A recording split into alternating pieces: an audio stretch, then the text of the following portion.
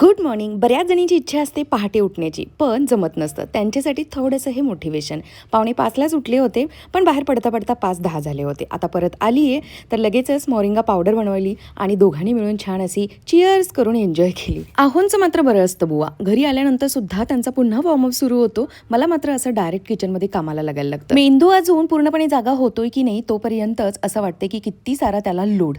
Breakfast बनवतीये आणि आज ब्रेकफास्टमध्ये मी बनवते दुधी भोपळ्याचे मस्त असे चिले, पण अगदी वेगळ्या पद्धतीने. त्याच्यासाठी मी काय केलं होतं, काल रात्रीच थोडेसे तांदूळ भिजायला घातले होते. भिजलेल्या तांदळामध्ये शिजवलेला बटाटा आणि काळी मिरी ऍड करून त्याचं वाटण करून घेतलं आणि अशी एक फोडणी करून घ्यायची आहे हिंग, जिरे आणि कढीपत्त्याची, ती सुद्धा त्यामध्ये ऍड करायची आहे. आता हे बॅटर चिरलेल्या साऱ्या भाज्यांमध्ये म्हणजेच दुधी भोपळा, गाजर, हिरवी मिरची, कांदा, मीठ लावून जे काही ठेवलं होतं त्यामध्ये हे असं ऍड करायचं आहे. एवढंच नाही, पुन्हा यामध्ये खूप सारी कोथिंबीर आणि दही सुद्धा ऍड करायचं आहे. एकदा करून बघा, खूप हेल्दी आणि खूप टेस्टी असा हा ब्रेकफास्ट आहे. हा थोडंसं तामझामवाला आहे, पण आपल्याला खायचं असेल तर करायला काही हरकत आहे ना. आणि आपण आपल्या प्रियजनांसाठीच हे सारे एफर्ट्स घेत असतो. थोडेसे एफर्ट्स घेतले ना तर असा हा हाय प्रोटीन हेल्दी ब्रेकफास्ट सकाळी सकाळी सगळ्यांनाच खायला मिळतो. हो, चला सगळ्यांना आजचा दिवस छान मस्त जाओ. बाय.